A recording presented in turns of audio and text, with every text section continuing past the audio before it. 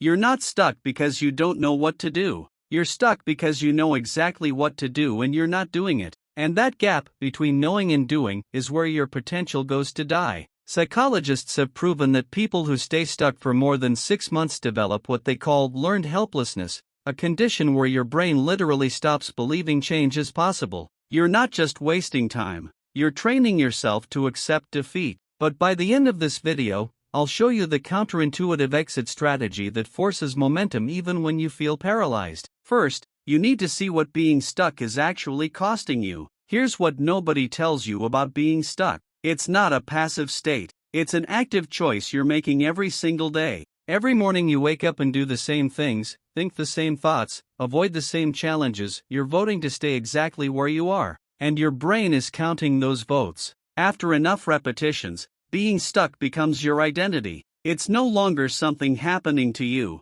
it's who you are. And the longer you stay there, the harder it becomes to leave. Let me show you what's happening in your brain right now. When you first got stuck, maybe it was a failed project, a rejection, a setback. Your brain created a memory of pain, and pain creates avoidance. So the next time you thought about trying again, your amygdala fired up. It flooded you with anxiety, doubt, and fear disguised as rational thinking. And you listened. You told yourself you needed more time, more resources, more clarity. But that wasn't truth. That was your brain protecting you from potential pain by keeping you stuck in guaranteed mediocrity. And here's where it gets worse. The longer you avoid taking action, the stronger that avoidance pathway becomes. Neuroscience calls this neural reinforcement. Every day you don't act, you're literally strengthening the circuits that keep you paralyzed. You think you're just stuck, but you're actually building a prison in your own mind. And the bars are made of patterns you've repeated so many times they feel like truth.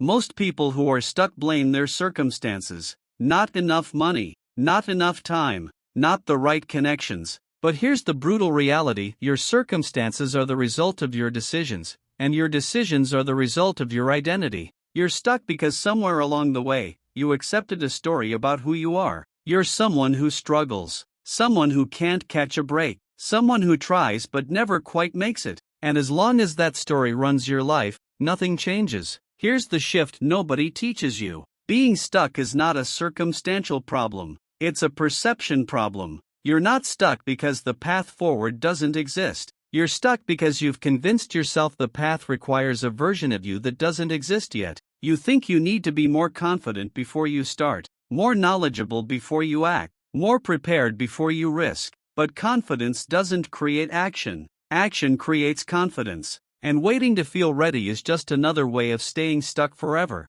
Now let me tell you what's actually keeping you paralyzed. It's not fear of failure. Everyone talks about fear of failure, but that's surface level. What's really stopping you is fear of discovering that you're capable. Because if you're capable and you still don't succeed, then you have no excuse left. You can't blame circumstances. You can't blame timing. You have to face the possibility that you failed because you quit, because you didn't try hard enough, because you let comfort win. And that truth is terrifying. So you stay stuck, because being stuck protects you from confronting your own potential. But here's what happens when you stay stuck too long. You start to romanticize it. You tell yourself you're figuring things out or waiting for the right opportunity. You call it being patient, being strategic, but that's not what's happening. You're buffering. You're hiding. You're choosing the safety of inaction over the uncertainty of growth. And every day you make that choice, you're reinforcing the belief that you're not someone who breaks through.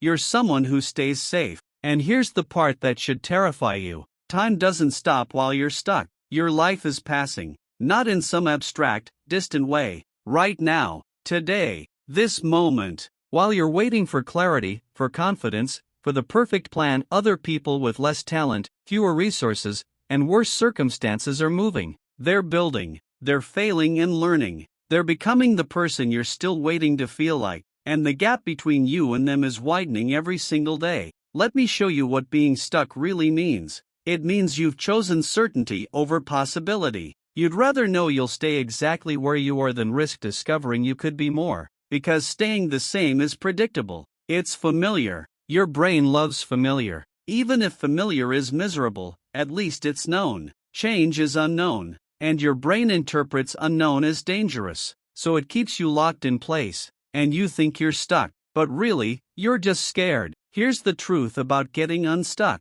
It's not complicated, it's just uncomfortable. The way out isn't through some elaborate strategy or perfect plan. It's through one decision followed by one action. That's it. You don't need to see the whole staircase. You just need to take the first step. But most people won't. Because the first step requires admitting that you've been lying to yourself, that the excuses you've been using aren't valid, that you've had the power to change the entire time and you just didn't use it. Now here's where it gets real. If you want to get unstuck, you have to stop waiting for external conditions to change. You have to stop waiting to feel ready. You have to accept that you're going to feel the same fear, the same doubt, the same resistance whether you act or not. The only difference is if you act, you move forward. If you don't, you stay trapped. Same discomfort, different outcome. And the version of you that stays stuck because discomfort is inevitable anyway is making the dumbest possible choice. Let me give you the psychology behind why you're still here.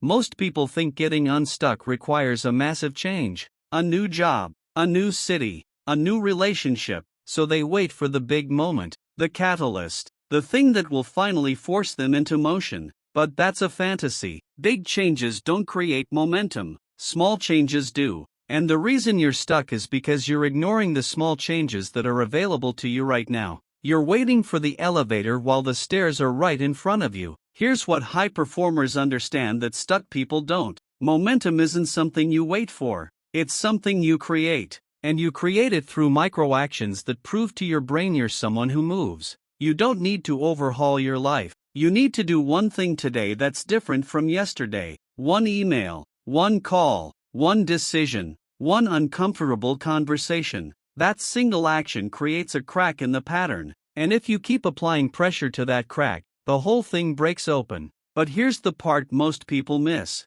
The action you take doesn't even have to be the right action. It just has to be action. Because being stuck is a state of inertia. And inertia is only broken by movement. Any movement. The direction matters less than the motion. You can always course correct once you're moving, but you can't steer a parked car. And right now, you're parked. You've been parked so long you've forgotten what it feels like to drive. Now let me tell you about the invisible cost of being stuck. It's not just what you're not achieving, it's what you're becoming. Every day you stay stuck, you're hardening into a person who doesn't follow through, a person who talks but doesn't build, a person whose self-image is completely disconnected from their actions. And that gap creates shame. Not the loud, obvious kind. The quiet, constant kind that lives in the back of your mind and whispers you're a fraud every time you think about your goals. And that shame becomes the new reason you stay stuck. Because now you're not just avoiding failure. You're avoiding the feeling of being a failure. You've been stuck so long that moving forward would require confronting all the time you wasted, all the opportunities you missed, all the potential you buried. So you stay stuck to avoid that reckoning. But here's the paradox, the only way to escape the shame is to start moving. The shame doesn't go away by staying still, it compounds. Here's the framework for getting unstuck. You need three things: a decision, a deadline, and discomfort. First, you decide what you're going to do. Not what you might do, not what you'll try, what you're going to do. That decision is non-negotiable. Second, you attach a deadline. Not someday, not soon, a specific date and time. Third, you accept that you're going to feel uncomfortable the entire way, and you do it anyway. These three elements break the pattern. Without all three, you stay stuck. Now here's the secret method I promised you. It's called the pattern interrupt. Your brain keeps you stuck through automated patterns. Wake up, scroll, distract, avoid, repeat. These patterns run on autopilot. Your conscious mind isn't even involved, so you can't think your way out. You have to interrupt the pattern with something your brain doesn't expect. Tomorrow morning, the moment you wake up, you're going to do something you've never done before. Not something big, something small but unfamiliar. Different route to the bathroom, different breakfast, different first action. Sounds insignificant, but it sends a signal to your brain the pattern is breakable. Once you interrupt the pattern, you insert a new behavior. This is where the real change happens. In the space between the old pattern and the new action, you make a choice, and that choice rewires you. Most people never create that space. They go from one automatic behavior to the next and wonder why nothing changes. but you're going to force the gap. You're going to pause the autopilot. And in that pause, you're going to act like the person you want to become, not the person you've been. Here's what happens in the next 72 hours if you actually do this. The first 24 hours, your brain will resist hard. It will throw every excuse, every distraction, every fear at you. This is normal. It's your brain trying to restore the familiar pattern. If you push through, day 2 gets easier. Not easy, easier. Your brain starts to accept that the pattern has changed. By day 3, you've created a micro-identity shift. You're no longer someone who's stuck. You're someone who interrupted being stuck. And that distinction is everything. But let me be brutally honest with you. Most people watching this won't do anything. They'll feel inspired for 20 minutes. They'll think about changing, and then they'll go right back to the pattern. Because inspiration without action is just entertainment. And if you treat this video like entertainment, you'll stay exactly where you are. But if you treat it like a blueprint and you execute immediately, not tomorrow, not Monday, right after this video ends, you'll break through. Here's the final thing you need to understand.